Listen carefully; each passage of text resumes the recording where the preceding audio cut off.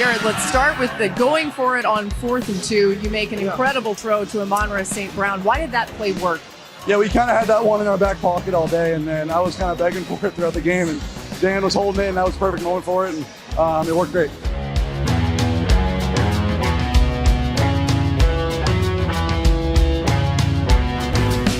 Oh, it worked great indeed, Jared Goff. 4th and 2 near midfield, the game hanging in the balance, and the Detroit Lions, it doesn't matter that some of the people on the sideline and up in the booth have changed. This is still the Detroit Lions. This is still Dan Campbell's team. This is still Jared Goff's team. And yeah, they dial up a beautiful, beautiful pass play on 4th and short for a long gain to who else? Amon-Ra St. Brown. Minutes later, David Montgomery was scampering into the end zone in front of a shocked M&T Bank Stadium. Sessler going off in the text chat. Always cathartic for Mark when the Ravens go up in flames, especially in a big spot. And that they did. Final score, Detroit Lions 38, Baltimore Ravens 30. Monday Night Football, and a stellar Monday night game. And Mark, Dan Hanzus here with Marc Sessler and Justin Graver on the 1s and 2s. Mark, saying, I think after week 2 that, for instance, in my situation, we're about to close in now when this season ends up where it's going to end up. A third of my life consecutively, my favorite NFL team will not even make the playoffs, 15 straight years. So to stay in love with the game and involved with it, but beyond just something that gives you a paycheck, you got to go chase the joy. You got to find the joy. For me, that's a team like the Detroit Lions. I mean, I have so much fun watching this team, and I love how it's all set against the backdrop. You know what it reminds me of, Mark? It reminds me of the 2016 Chicago Cubs, when you could all rally behind this fun, young team, great personalities, great talent, innovative play, and then you knew the history that was they were up against, and you're chasing that together. And yes, that will come in January and February. We'll see where the Lions go. But in the here and now, tonight was another reminder. God, this is a fun team to watch. This is America's team. Yeah, we're on a party line. We're of like minds on this. And you're right, the Cubs and teams like the Cubs that have been dinged by history for decades in a row. The Lions are among that small tribe of teams. And to watch this tonight, it's the kind of game where I'm sitting in this little room here watching this game, and I am clapping my hands and like screaming, like to who? I don't know. I guess to my soul, because it's like I found joy in this game too. And it was for the second week in a row after you decimate the Bears. You know, the week 1 raised all these questions. Obviously, we all get it. Week 2 kind of was like, all right, well, we don't know what the Bears are. And you went out and sandblasted them and we feel better. But tonight, to go to Baltimore and to run the ball 38 times for 224 yards, to, on a key 4th and 2, Dan Campbell dials up what you and I both requested on text. You throw that ball and 20 yards to Amon-Ra St. Brown, like play of the game to seal it. This identity, the identity of the Lions, is still intact, and their power, their might, 7 sacks on Lamar Jackson on the road, because I think it's like the Lions have been like this team at home we can trust. What does it mean to go to Baltimore against a Lamar Jackson figure who came into the game with 25 touchdowns and 0 turnovers on Monday Night Football, arguably the greatest Monday Night Football quarterback of all time, and you take down the Ravens? This was a huge victory for the Detroit Lions. Huge win for the Lions, and you could put to bed, it's the type of win that you put to bed any of that, the summer-long narrative of, okay, have the Lions had a brain drain, as they call it, and have they lost too much personnel from the sidelines and it's going to show up? Well, no, they've clearly, and big-time shout-out to Johnny Morton, who had a star turn in this game, the play caller, but also on the defensive side of the ball. Kelvin Shepard, both Morton and Shepard have huge days. Like you said, 7 sacks of Lamar Jackson, who strangely seemed to be running in cement, but I don't think that was the case. I think that the Lions are big and they're fast and they're long and they chase down and they were relentless against Lamar Jackson. So you have a defense that is just healthy after being obviously decimated by injuries last year. And then an offense that is just, when they are in full flight as they were tonight, it's just beautiful to watch. I mean, it's football in terms of scheme and execution as it's meant to be played at the highest level. They have scoring drives of 98 and 96 yards in this game. And Baltimore was missing, obviously, Matabuke, which is a big deal for that team. You're seeing that 2 out of the 3 weeks are getting lit up by contenders in the NFL, the Bills in week 1 and that big comeback, and now this. They have to get some things figured out. But, yeah, the Lions, to me, are the biggest story here, because this really, I think, was the coming out party after the 2 weeks of all the Packers celebration and obviously the Eagles doing what the Eagles do, and they're off to another fast start. This was the line saying, you know what, do not overlook us as the top dog in this conference, and it's going to be fun to see it all unfold. Yeah, they faced the recency bias of the week 1 crash. The Ravens have not allowed a 95-yard plus touchdown drive since 2001. So like you said, 2 of them tonight, but it's identity for the Lions, because one of them was an 18-play 98-yard touchdown drive with 13 runs. And and one of them included the touchdown where it was the Amon-Ra St. Brown trick pitch to Jahmyr Gibbs. So it's, again, you're right. From a John Morton angle, it's like Ben Johnson is gone, but the folds and the creative creases of this offense are not gone. And maybe it took a couple weeks. Like, there's no preseason anymore for these guys. So it's like, it takes a little bit of time, but the creativity is still here.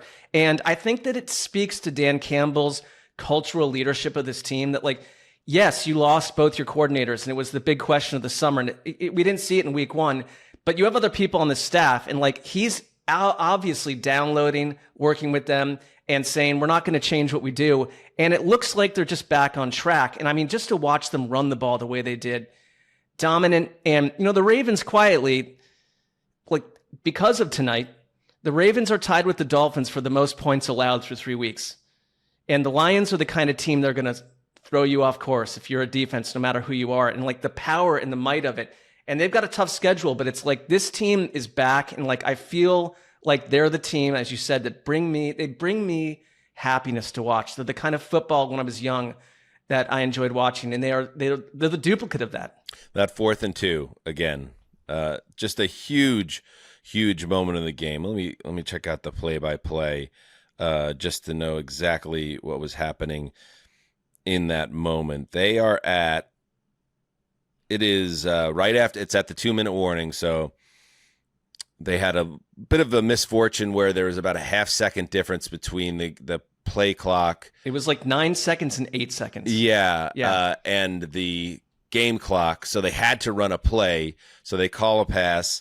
And it's a 3-yard gain that takes it to 156. Clock stops. 4th and 2 at the Detroit 49. And at this point, it is 31-24.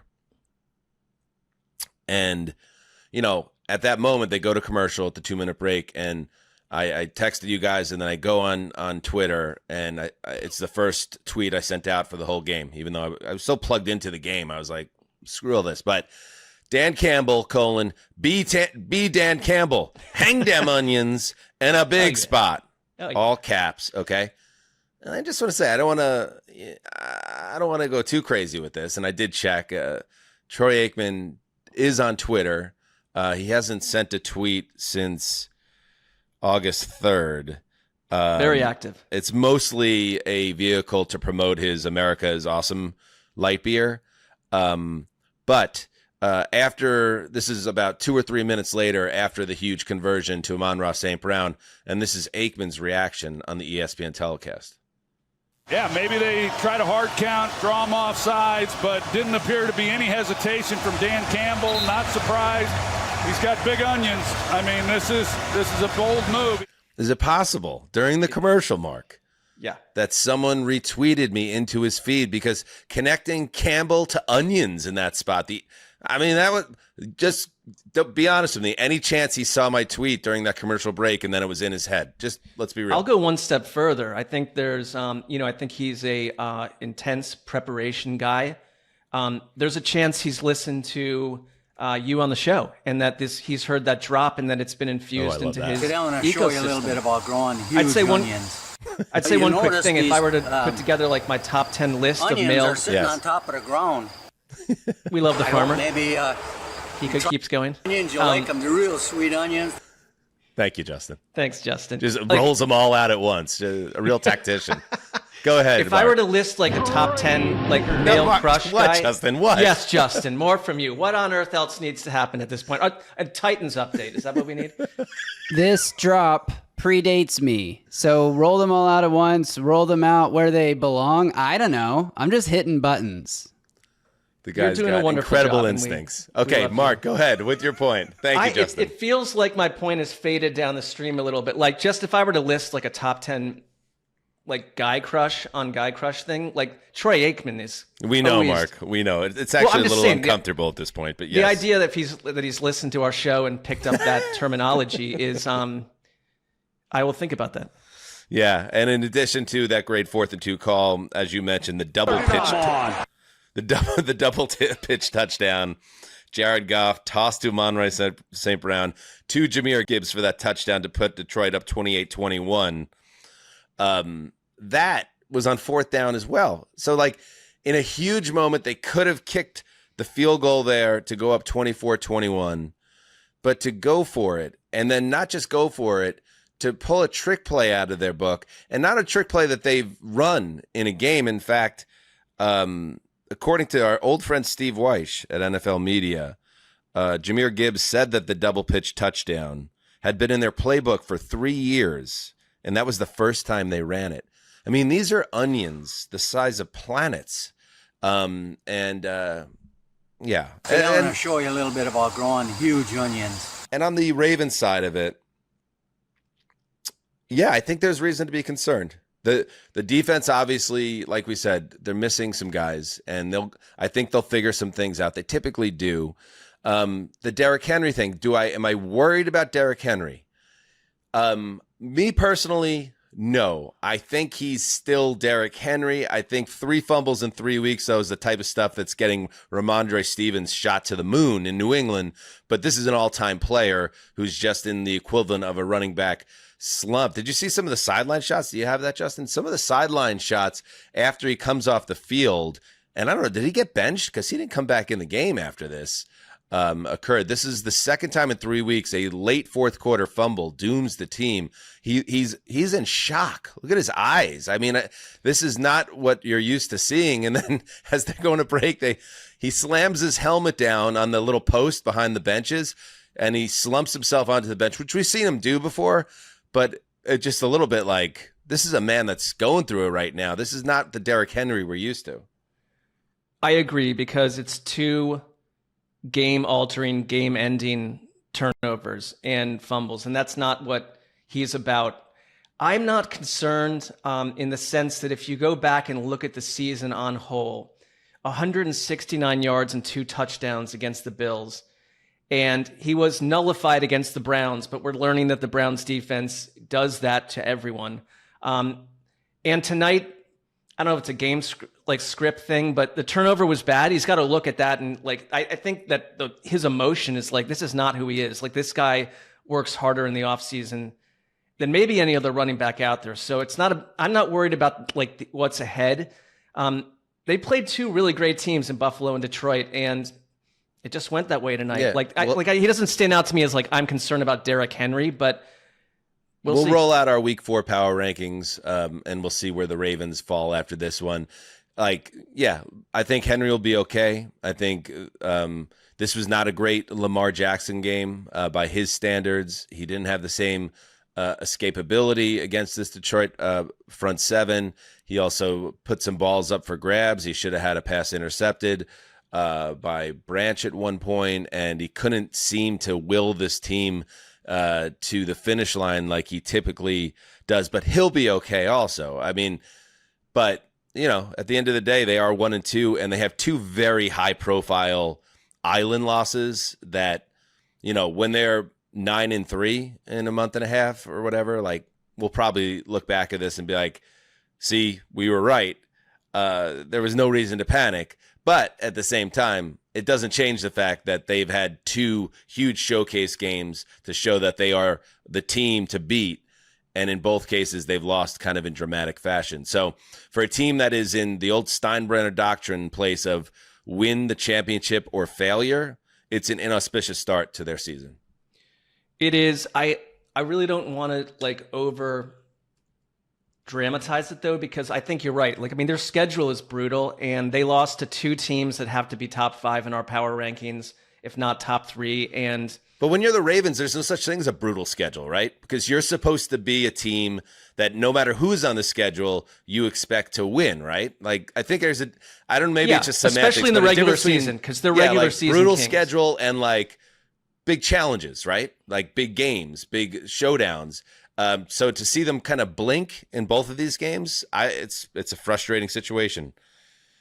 I always, and this is I have a little bit of anti-Ravens sentiment in general, but it's just observing them from a subjective angle. Yeah, I kind of just wait. I always feel like it's just a wait until they crumble type of thing. But it never happens in the regular season. Everyone feels that way, right? But these are the best teams. And you're right, in the sense that had you toppled one of them, we feel very differently about you. You toppled neither of these 2 teams. All right. Anything else from this game, Mark, before we take a break? One thing about the Lions that I think we both have a little bit of a Lions fascination right now. When you've got Jack Campbell, who gets hit right in the lip. Split that lip. He's got a bloody lip. His mouth is bleeding. And he just goes back out there on the next drive with a gigantic Band-Aid over his... They tried to stop the bleeding. Nice job by the medical staff. And he's right back out there. Great job by the medical staff. That's what I love about these Lions. This is not Judy Eve from accounting. This is Jack Campbell and the Detroit Lions. So yeah. Yeah, good job. I love it. That's smash mouth. That's tough. We got Dan Quinn with the bleeding nose. Yep. On Sunday, and now you have a split up lip for a linebacker and from the NFC North. That's football. All right. Let's take a break. When we get back, some quick news to get caught up on, and there's some big news to get caught up on, and then yes, we will end with the power rankings week 4. Stay right there. All right, we are back. Welcome back. Monday night. Oh, I love these Monday shows, Mark. We're nice and loose. We're having a good time. Good old time on the old HTC. That is... Or maybe just me. I don't know. No, I'm having a nice time. I hope Justin is too. He seemed a little bit on edge before the show, but... Is he? Justin, how are you? I'm good. I am building the power rankings graphics right now, and I estimate I have 15 to 20 minutes to finish that before we get to the segment, at which point we'll need to show them. So just working away, multitasking. All right, get back to it. We'll try to keep we'll try to keep it from getting too overwhelming for you. Mark and I will do the heavy lifting here. Let's get caught up on some news. What did Payne Durham say to you when he wrapped his arm around you in the tunnel? Me and Payne have a relationship not many people know about, and we're secret lovers.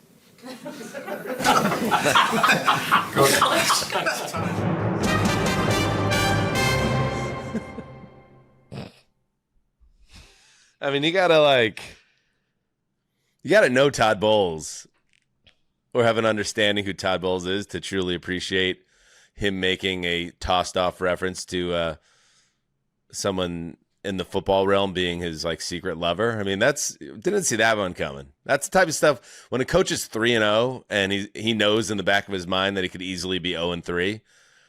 You're feeling a little flip and you're making some fun gay jokes in a big spot. Yeah, yes, you are. And this is not verbally not a Rex Ryan figure. Right. So you're right. And we love fun gay jokes on this show. We do. The screen, on the screen. I mean, so we're all about it. We thrive off them. But from another angle, could be true. We don't know. It's a joke to everyone else. Maybe not a joke. Maybe not. You're right. Who was it that was talking about? Who was the Was it their tight end? Sorry, Justin. It's one of the tight ends, right? Payne Durham. Yeah. So Payne Not to Durham. add like another more innuendo to that, but like I know, right? Yeah. Interesting name to be connected to Yeah. such a thing. All right, let's get into it.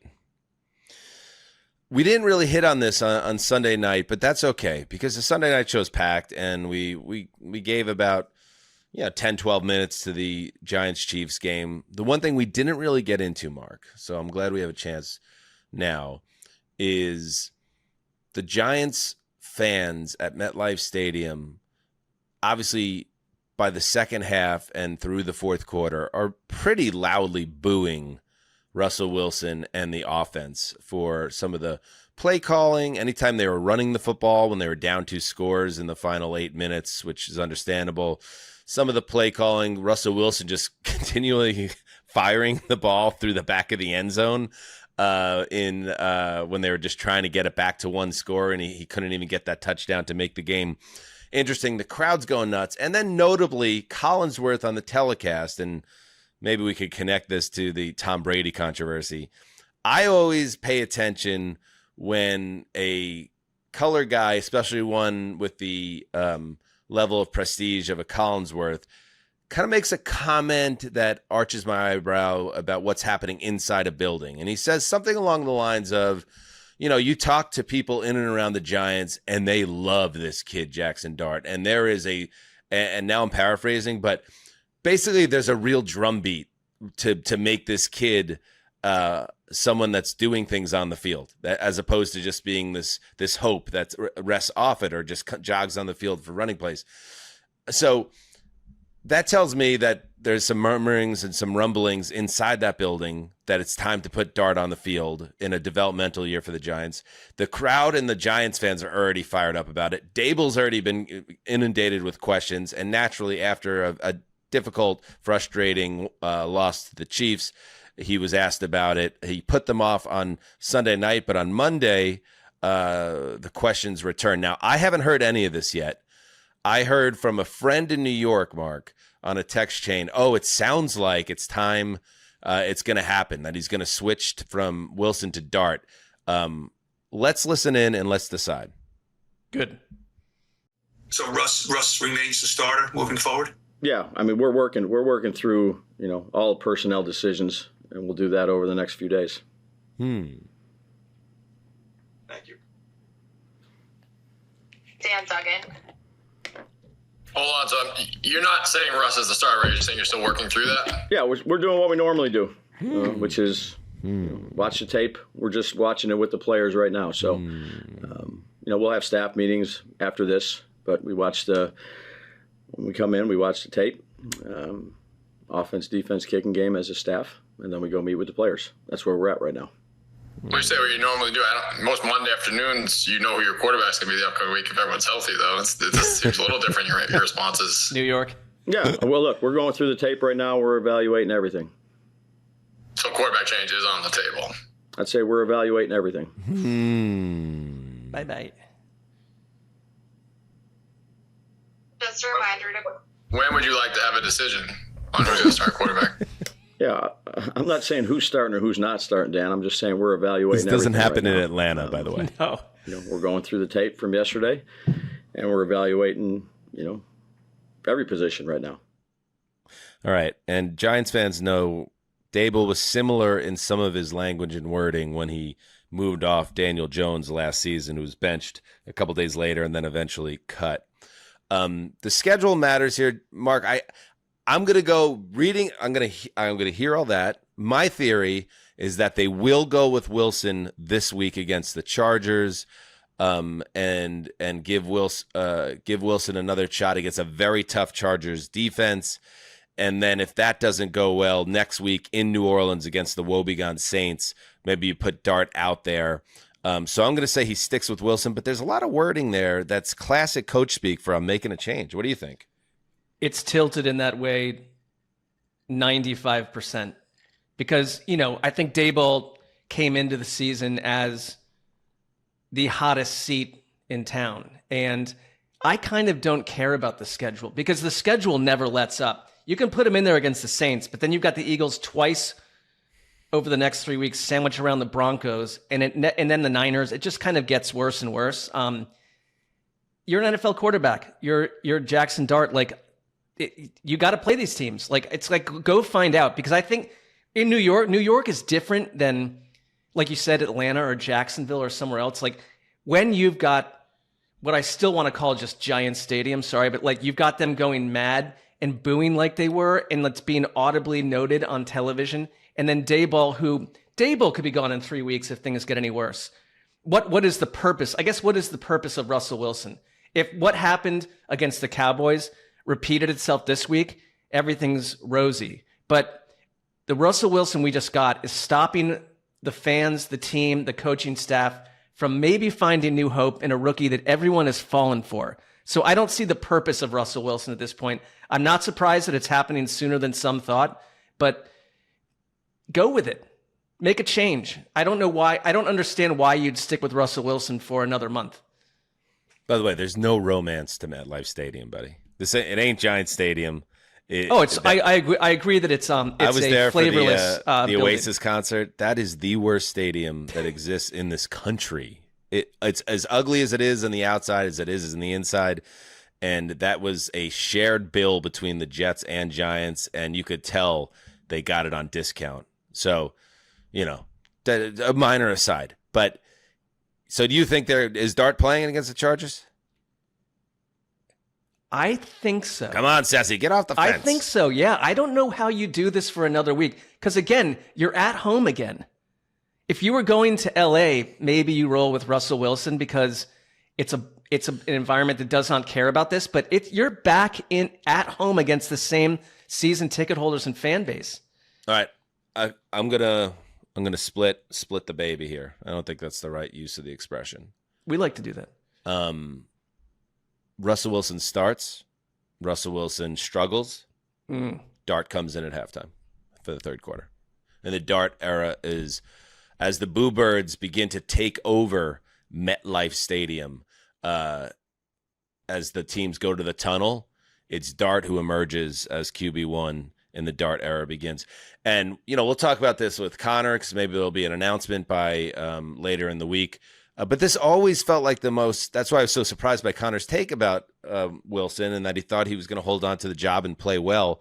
So many things were stacked against him. And Daboll, also, I had Daboll at the hottest seat when we did the hot butt rankings. You guys talked me out of it because there was so much Giants optimism. Like, this was always just a major powder keg situation. And sure enough, against a tough schedule, they're 0-3. And now this is what happens. You have a young, charismatic rookie quarterback who's a first-round pick and a progress stopper veteran, and something's got to give. And Daboll is probably throwing up his hands at this point. And he's like, I got to just make this move. Like, it's holding the whole team hostage in a way, right? I like your halftime switch. That feels like a kind of a cunning, smart Daboll move where it's like, you get it. We're all going to watch you get it in real time in the middle of the game, and it's confirmed. I still think it could happen before that. Like, I don't get the Russell Wilson thing at this point, but you can't look at the schedule because it never lets up. And so it's like, go play the kid. We're not asking him to save the day, but I change the energy. Yeah, because that Giant team, it does have pieces. I know why there was optimism around them, because there's some exciting pieces both on the offense and the defense. And they just need that little kind of supercharge with the rookie. All right, in other news, terrible news out of San Francisco. The 49ers cannot catch a break, man. Late in San Francisco's win on Sunday, Nick Bosa plants his leg, his knee buckles, and they were hoping that testing on Monday would not reveal worst-case scenario, but indeed, Bosa has torn his right ACL. He will miss the rest of the season.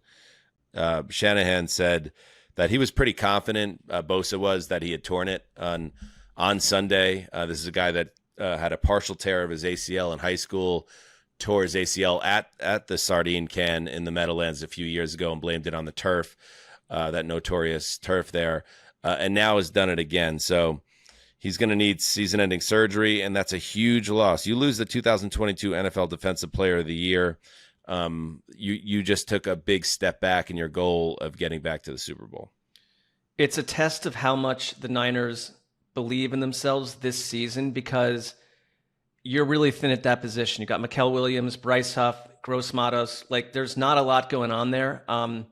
Robert Saleh, I wonder how much influence he has behind the scene, but do you trade for someone? Like, a name that was quietly whispered about, I don't know why the Jaguars would do this, but someone like Josh Hines-Allen, like, do you make a big trade? I'd say this about the Niners. If anything, they're bold. Like, they make big, bold moves because they believe that they're always on this doorstep of a Super Bowl. And so do you go and fortify that position?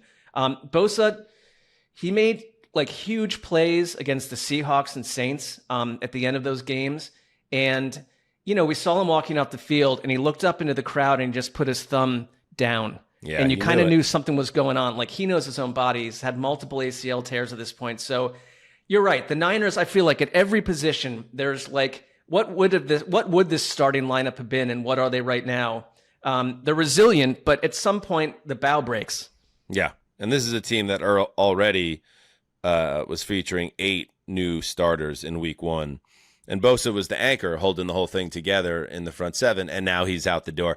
My feelings about the 49ers, despite the 3-0 start, are that I think there are 2 teams in that division I feel better about right now. And, you know, maybe Brock Purdy comes back and he's healthy and they start, and Brandon Ayuk comes back and CMC stays on the field and Pearsall continues his breakout and Trent Williams stays healthy. Maybe all these things happen, but maybe this is just a team that's breaking down again for the second straight year and they're just going to have to take a different path at it. Let's see what happens. Like, their injured players could beat various teams around the league. Right. Which is, after last year, they were probably saying, oh, injury regression, positive regression for us, we'll be one of the healthier teams, right? Right? No, it didn't work out that way.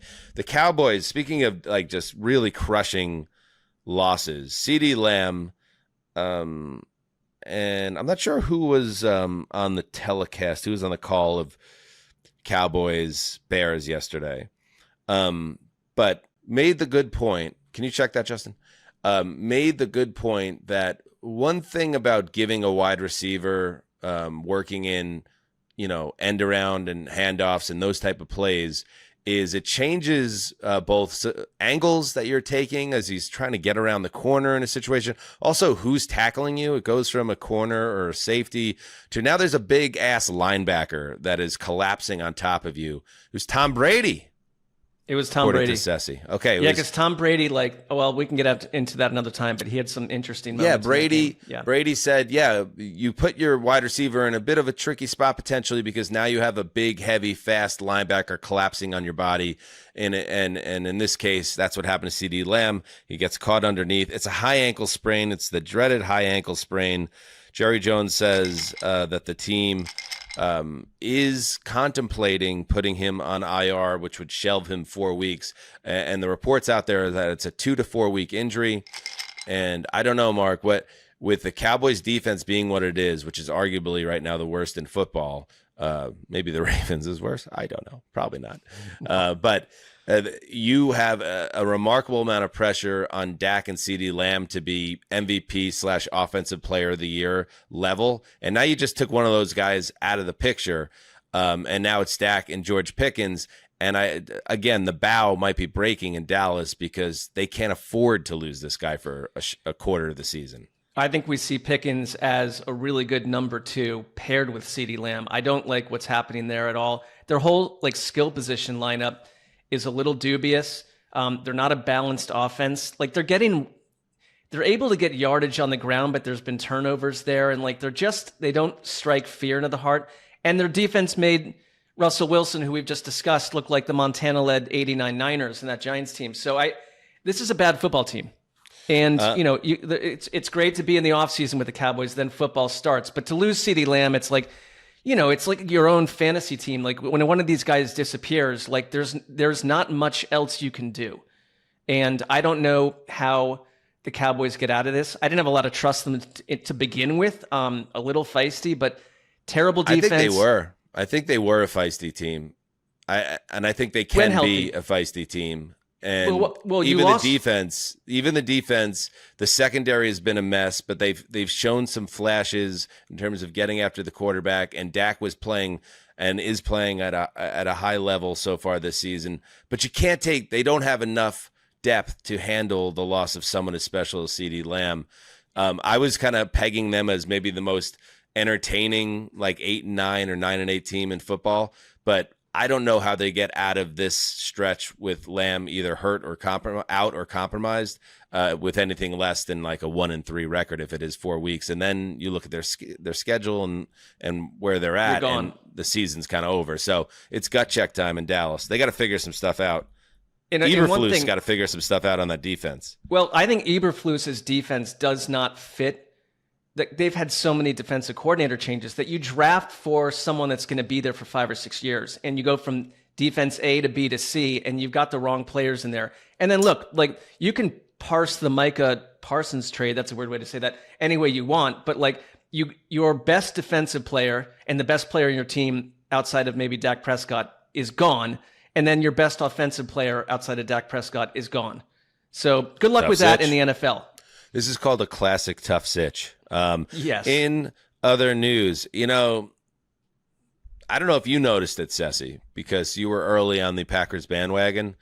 Was it starting to get a little crowded on that bandwagon? Or are you starting to get a little claustrophobic in the last week or so after they got to 2-0? Absolutely. And other media types were like, we don't see you on national television, so we want to push you to the back of the wagon. And maybe the flap on the back of the wagon opens and we just toss you off, and they forget about the fact that you initially built the wagon, but that's okay. Right. Exactly. And here's the thing. There was so much love about the Packers starting from the evening that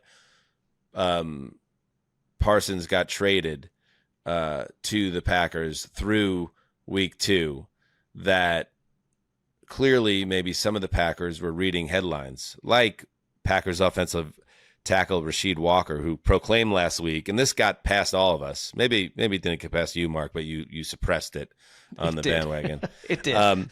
Walker proclaimed last week that he believed the Packers could go undefeated. They're 2-0. You want to talk about these young guys that are 2 online. That you have to imagine they must think they were, king shit of mountain, right? To say we might go undefeated. We're 2-0. Anyway, he told reporters, I think we can go undefeated. Honestly, I look at these teams and I don't really see who's better than us. Shut up. The football gods don't like that either. And sure enough, they go to Cleveland and get beat by the Browns in week 3. And Matt LaFleur was asked about all this. And obviously, Matt LaFleur, who would much rather you spout a bunch of cliches about keeping your opponent in front of you and not look beyond 1 week, is not happy with an offensive tackle talking about winning 15 more times. I don't think Sheed was planning on making a proclamation that you guys would go undefeated. I think he kind of got riffing a little bit. No, I know, but I think it's always a good reminder, like, hey guys, like, pump the brakes on everything. We're just trying to win one game at a time. And there you go. Like, if you're thinking or have your sights set on anything outside of that, I think you're focused on the wrong things. Like, we got to be focused on trying to get better. Obviously today, the focus is on, first of all, being honest about the tape and what the tape says, and then learning from that, and then it's moving on. Obviously, Mark, that was a confusing situation for you on Sunday, the team of Mark defeating the team of Mark. Well, that's how life works. But here's the good news for your Packers. They get at Dallas without CeeDee Lamb, home Cincinnati without Joe Burrow, at Arizona with Kyler Murray. So they should be able to get their groove back, unless there's some type of football god / curse of Sessler that sidewinds them here. It's I've thought about exactly what you just said, because I do not wish ill on entire football operations. I will get to the power rankings. I think this was a case of, like, the Cleveland Browns defense, not a good football team overall, but like 3 3 weeks in a row, this defense I get it. I know. has blown people I up. know. They're the greatest defense. I'm The not saying they 85 are. Bears, It's just that, we get like, I think at home, I also think that it did do the Packers. Were they a team that looked past Cleveland to Dallas? Like, are teams doing that? Because I think it's very granular, and you can't, like, I'm sure the Browns are an easy team to think, like, we'll go in there and just be what we are, but they really weren't themselves. Maybe but do I think that they're gonna? Do I think they're gonna humbling. go lose games? No. Like, I think this is like a 12, 13 win team. Yeah, I agree with you. This will work out for them in the end. They just needed to be taken down a peg, and offensive linemen need to just, chill. The Falcons have made a move after getting shut out 30-0 by the Panthers in one of the, big, like, how dare you expect me to take you seriously after this games of the season. They decide they have to take it out on someone. They fire receivers coach Ike Hilliard, former that guy from the Giants, and passing game coordinator. Passing game coordinator TJ Yates will assume those duties. Wait, TJ Yates? Is it that TJ Yates? Yeah, I think it's at this He's going to be the wide receivers. At this point, coach? Every player that we covered is now a coach for the most part, unless they're doing something. He's a quarterback. else. Why would you have a quarterback? Maybe that's something that happens in the league, but it kind of almost is like it's a bit of a tell. Like, maybe we don't need a wide receivers coach. That's a fair point. If you could just send the quarterback, and not even like a gifted athlete of a quarterback. This is when, like, oh, well, in high school, I had 400 catches for Lamont High. I'm TJ Yates. Now, clearly TJ Yates was not that type of athlete, right? And now he's the wide receivers coach. What wide receiver is going to take any instruction from TJ fucking Yates? Answer me that, Mark. Well, counterpoint. Yeah. What quarterback would be glommed to opinions from TJ Yates if you watched a lot of TJ Yates? So it's like maybe I get that, but we live in a world where, like, Dan Orlovsky is the number one, quarterback analyst in media right now. We're the hottest one, and Orlovsky's claim to fame is running out of the back of the end zone for a winless Lions team. Like, I can get, like, the those who can't do teach. Like, yeah, like I can get and that's not a shot at Orlovsky, but like he is a quarterback. So even if he wasn't a high level quarterback as a player because he didn't have the physical abilities, he knows the game. He understands it. He could talk about the mental aspect of it or what is expected from you physically. But what is Yates going to teach my wide receiver? What is TJ Yates, Mark, going to teach Drake London about playing wide receiver? This has, you know what? It's like hashtag Falcons in chaos. 5-12. Okay. 5-12. You delight in this too, because I think for years you've been damn wanting right to. I do. You've been wanting to unplug the Falcons whispers, and here you go. Every year, this is the one thing that the old Zeus is going to get right. Sessler and all the other jabrones are going to say, "Oh, the Falcons! Oh, the Falcons!" And then Dan's going to say, "No, they're the Falcons. They're dysfunctional and will not be good." And guess what? That is always the case, without fail. You've been right so far, so I don't have a huge comeback on that. Like, I think it's like TJ Yates. It's wide a little receivers bit coach. when you're head coach, when you do go hire the defensive head coach, like, there is a kind of thing where I think offense and defense are different, like, worlds, and the offense gets into these chaotic things where it's like you don't have a head coach plugged into your quarterback, plugged into the offense the same way. And that could be a case here. I'm not panicking, though, about Michael Penix yet when that was his fifth start. We're watching backup quarterbacks and old quarterbacks revive their careers left and right. Like, I'm not panicking over someone after 5 starts. I get that. But that was... but we pumped it. I guess the bigger issue is people took a lot, and one of the grave sins one can make is taking too much out of 3 starts by a young quarterback in early January or late December. Like, right. Too much was expected of him to be stepping in and all of a sudden be a difference maker when he's, to your point, he's just learning how to play at this level still. So it's going to take some time and patience. Do the Falcons have it? Does Arthur Blank have that at 99 years old or whatever? Like, we'll see. Well, we know one last thing. Like, when you start firing assistants and, like, generating scapegoats left and right, who comes next. Like we'll see where we are by the end of this season with Raheem Morris. Yeah, I didn't love. Although one thing that I've proven to be wrong about was many things, but I was very vocal that Bill Belichick should have been hired, not Raheem Morris. I don't know if Bill Belichick was the right guy. And Can you imagine that malarkey happening on the NFL side? Yeah, I don't think Jordan Hudson is going to be on the sideline at Mercedes-Benz Stadium before an NFL game. But God, who knows? I mean, we kind of missed out on this. Let's be honest. That would have been awesome. But I also I remember there was a lot of even Raheem Morris hype, and I'm like, damn, I've been covering this league for 15 years. I remember Raheem Morris as a head coach in Tampa. It didn't go well. And then the hiring was like, oh, they got the right guy. They got Raheem Morris. It's like, what? 4 years ago, they couldn't wait to get him out of the building at the Bucs. I think it's reporter-coach relationships. Yes, and it is. All right. Oh, they're also – this is fun too, Mark. You got to love it. The Falcons are also moving OC Zach Robinson down to the field to play call there as opposed to the coaching box. Yes, that was the issue. That was. Get him down. We're good. We're good now. These are all the signs of a team that is about to explode. And it's not even late. It's barely late September, so – Yes. I saw a theory that the Zach Robinson move is to help Penix, not to help Robinson, but so that Penix has that face-to-face communication between series. So you know what I miss? That's good, Justin. Thank you. You know what I miss?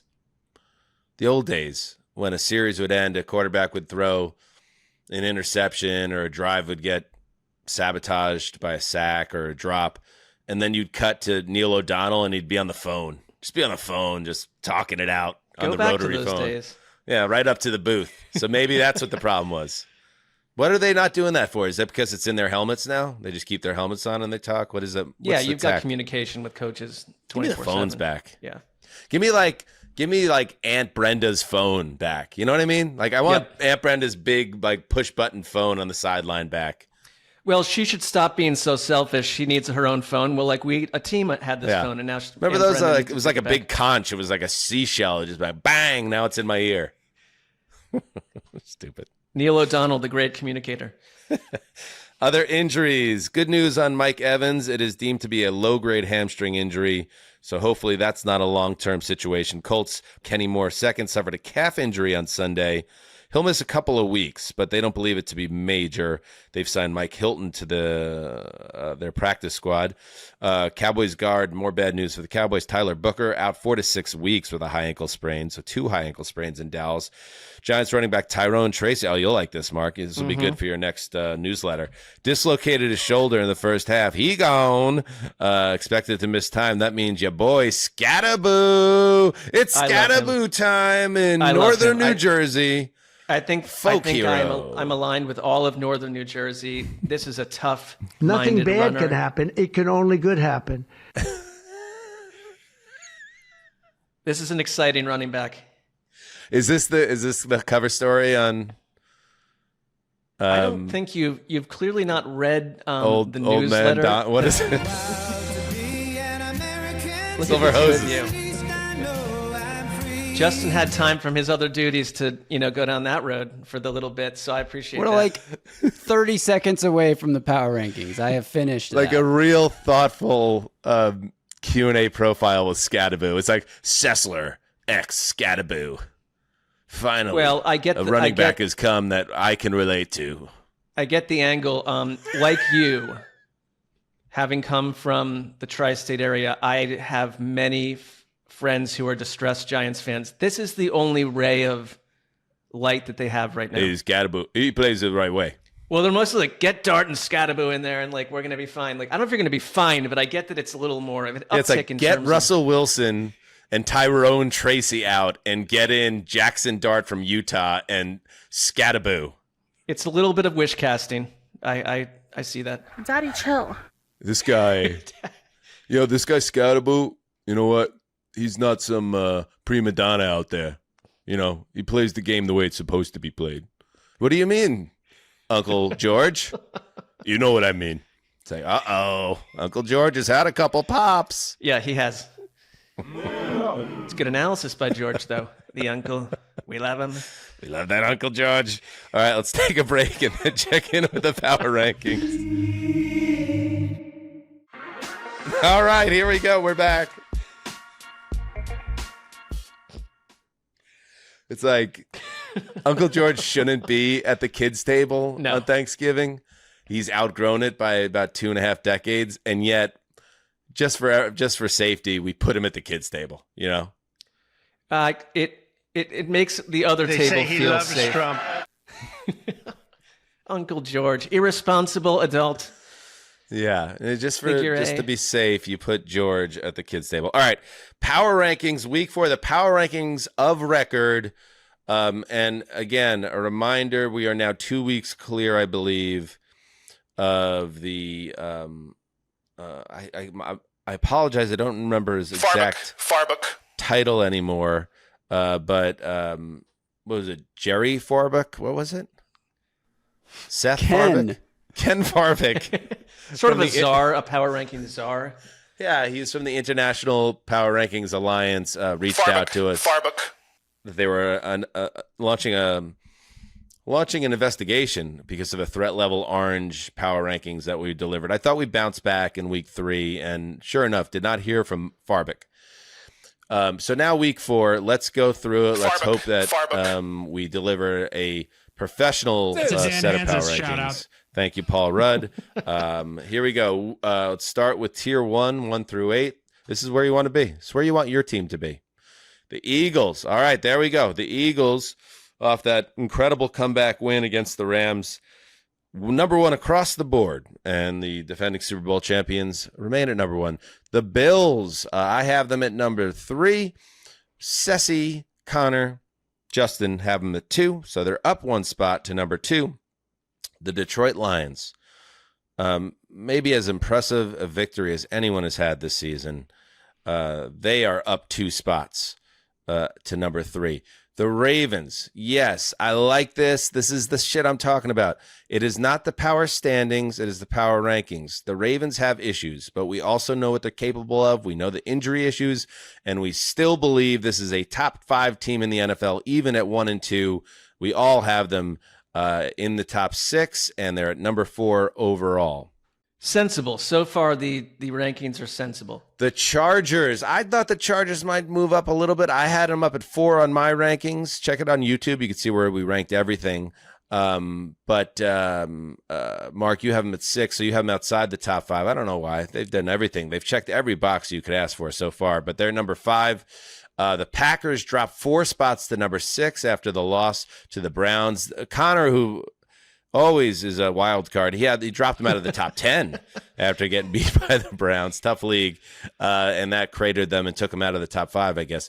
The Rams, coming off that loss, Connor just says crazy stuff. They stay at number 7.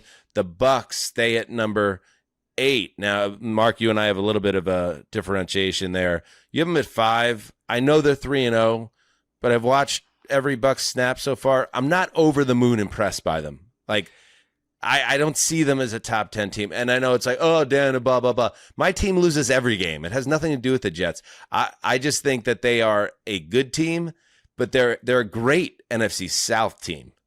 But I think they're a good NFL team.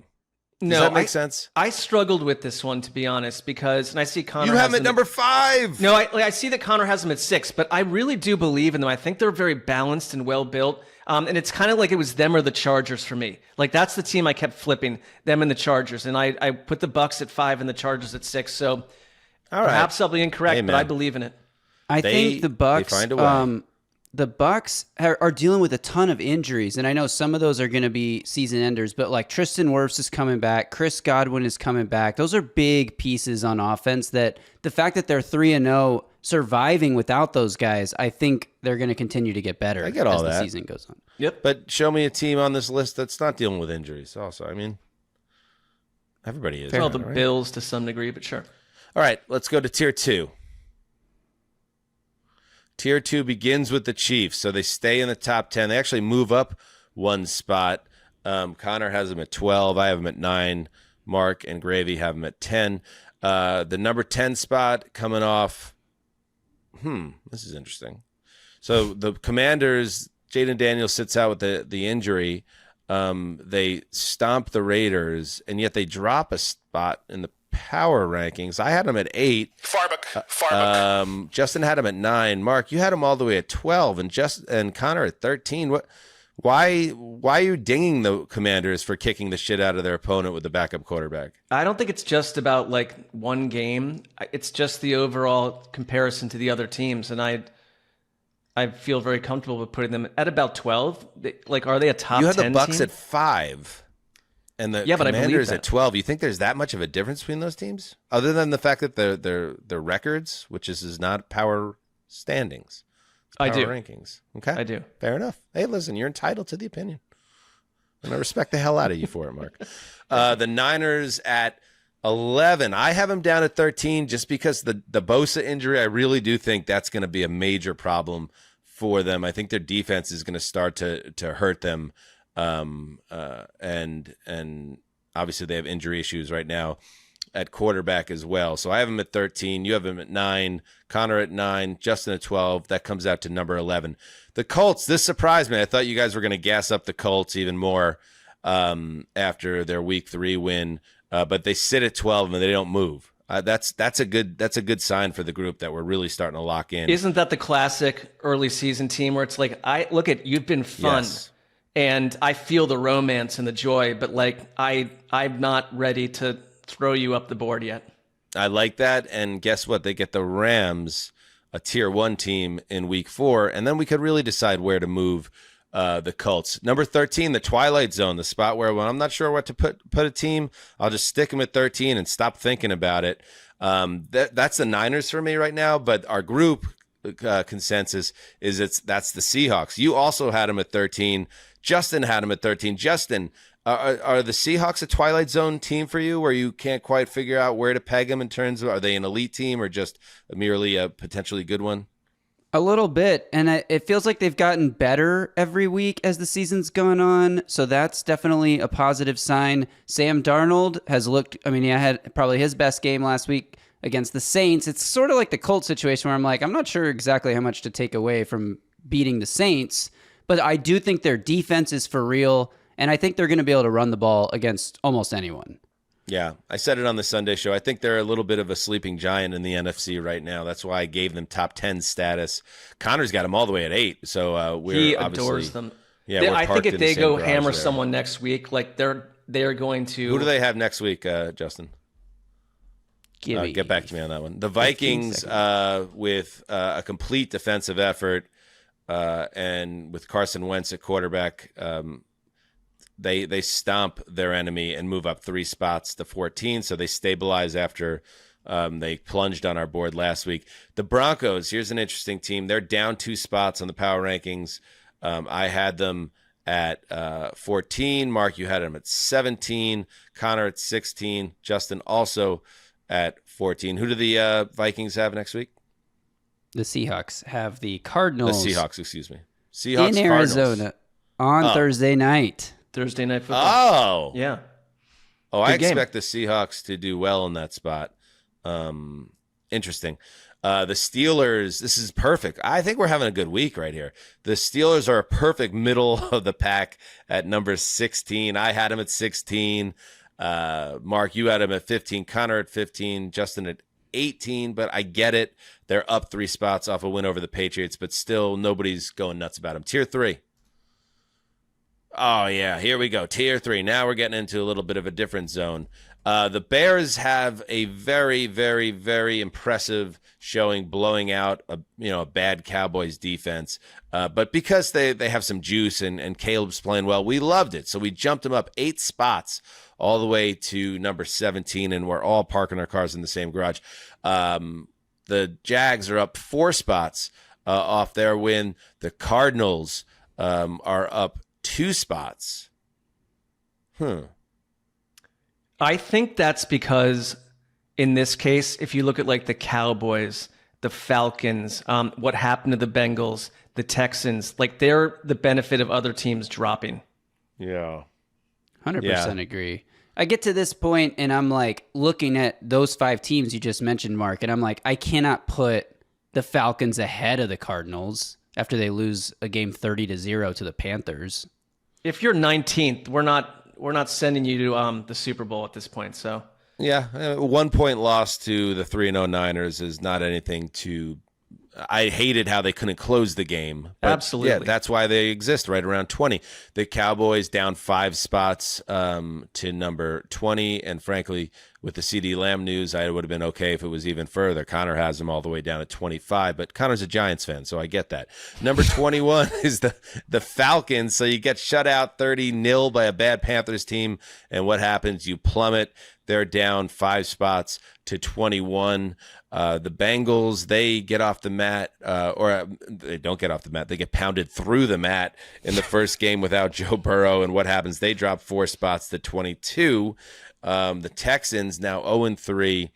We're pretty much in lockstep on this one. They are down 3 spots to 23. And the Panthers, yeah, they get that shutout. And so we give them a little love. So we put them ahead of all the shitbirds as a reward, and they sneak into the back end of Tier 3 up 8 spots. Mark has them all the way up at 20, which is recency bias. But listen, that's why I love Mark. He's a prisoner of the moment. Over the last 6 quarters, they have outscored their opponent 49-0. Okay. I mean, they're also getting their asses blown out by the Cardinals before they put that lipstick on the pig. But I'm not trying to predict the future, but I kind of feel like, is there a shift here? Is there a turn? We'll see. All right, that's fair. That's fair. You know what, Mark? Absolutely fair. Tier 4. This is where you don't want to be. The Raiders, who I've been talking up a little bit. I don't like them going and get their asses blown out. By the Commanders without Jaden Daniels. That's troubling. To it. What's that? You beat me to it with your own. Yeah. And they can't seem to get Ashton Genty going, and I'm starting to get nervous about that too. They are down 2 spots to 25. The Patriots, coming off a 5-turnover game at home, they dropped 2 spots to 26. The Browns, look at Mark showing restraint. How about you, Mark? I believe that I have improved at this exercise, and you have leaps and bounds, my friend. Yeah. You and I and Justin, we almost pulled it off. You always want to have maybe one team where we all have the same number. I have them at 26. Mark has the Browns at 26. Connor has them at 27. Connor f***ed it up. Justin has them at 26, up 3 spots to 27, right ahead of the Jets, who obviously have a great comeback on the road there against Tampa, but they lose, and they're 0-3. So what do you want? Down 1 spot. Again, 3 of us had them at 28. Justin, and I love you for this, Justin. You have them all the way up at 25. So shout out to Justin Graver and Party J. I mean, if your head coach and is everyone in North Texas, if your head coach is going to frolic down the sideline in a way that Aaron Glenn did, I see what you're doing, Justin. Yeah, we could have we didn't have to drop him after the Aaron Glenn dance. But we did. But that's okay.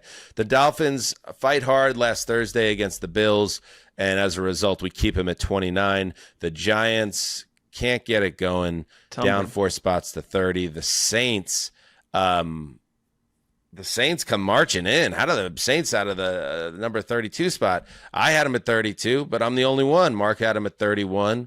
Connor had him at 30. Justin had him at 31, down 3 spots, and it is, of course, the Tennessee Titans. I had him at 31. Everyone else had him at 32. The worst team in football. Bill Callahan struggling. Brian, but his dad also struggling, yes. I meant that, Bill, because he's disappointed family. in Brian. And Justin ranted on the show. And the head coach hated by the fans. And the Music City Music podcast just going off about it on a level that we've never seen on that program. So Music City Music. Connor would have got a kick out of that one. I don't hate him as a human. I Connor? just don't want him to be the coach Listen, of my just team because he anymore. takes some pot shots at the Titans, Connor's like a great guy, and like about we will Brian never. Callahan. Oh, Brian Callahan. Yeah. Like, he's not hated. We just don't want him to be the coach of our team anymore. I got you. I've been there, buddy. I get it. I like Robert Saleh. I'm happy Rob's happy out in San Fran now by the Bay. Well, if you're Callahan, you get fired. You get paid for the next 3 or 4 years, like multiple millions of dollars a year to do nothing. Like, go cut your own lawn. So No, go back to Cincinnati and get Jake Browning playing at the level he was playing at the last time Joe Burrow was hurt, and everyone will love you again. Yes, if he can do that. Okay. All right. So last thing before we go, of course, let's go through the history of this, because Pete Sweeney, our friend, the Chiefs beat man for the Kansas City Star, we've gotten to know Pete. He's become a real friend of the show, and Pete likes to cut his Sessler's jib, and he knew that Sessler was coming to Missouri over the summer and or in the springtime. So he shot Mark this text, just a little update here. Okay, Mark, next time you're in Missouri, I can take you to the shittiest dive bar known to man. Mark no-shows him. He reads and doesn't reply. Okay, it's a heartbreaking situation for Pete, who deserves better. And then I texted Pete last night, because I knew that Sessler had made a big show of human empathy. Like, oh yeah, no, I got that wrong, but I'm going to text Pete on Sunday morning, because I know he grew up in the New York, New Jersey area, and now he's covering Chiefs Giants on Sunday Night Football. It's a big deal. I'm setting a reminder for myself to send Pete a text, a friendly text, which is kind of a bit of a La Raville Magnifico in its own right, that you're setting a reminder to do such a thing. But that's what he said.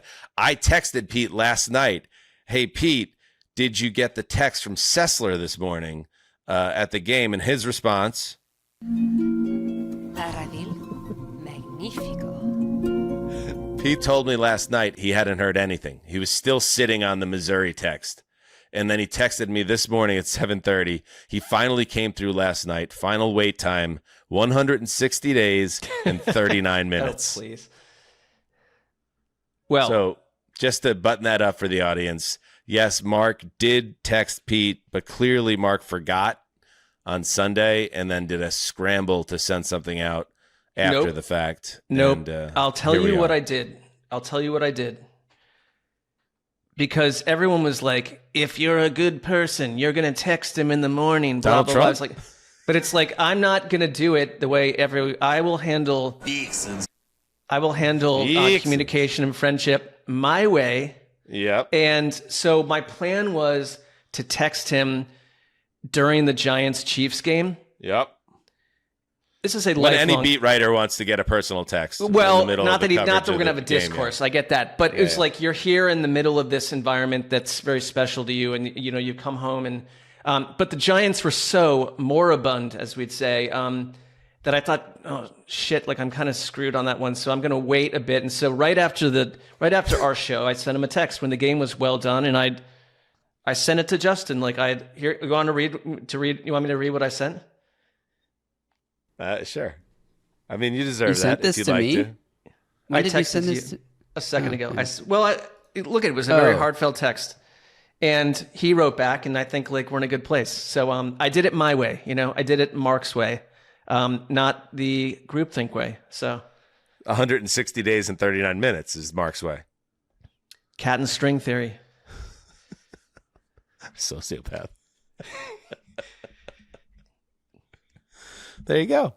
He's a top 10 football insider. We'll be back Wednesday with the end around. I hope everybody enjoyed the week 3 content. It just keeps going. End around Wednesday. Gonna have a lot of fun on that show, so make sure you're there for it. And then before you know it, we'll be previewing week 4 and all the fun that goes with that. So thank you to everybody. A reminder, Patreon has all sorts of great stuff. Patreon.com/heedthecall. Check that out. And this is a late show tease, and this is only for the real ones, Mark, that are still listening. But we have a major announcement for the fans coming up in a matter of weeks. We do. Maybe even less than weeks, maybe a week. Who knows? It's coming. And I feel like a lot of shows say things like that, and then it's like, that was the announcement. This is in a different category. Different category entirely. So sound off in the comments. Let us know what you think it is. And if you haven't subscribed to the show, do it. Is this the long one? Okay, good. All right. Oh, all right. Here we are. Do what you must. All right, now do what you must. This time. All right. Heed the call.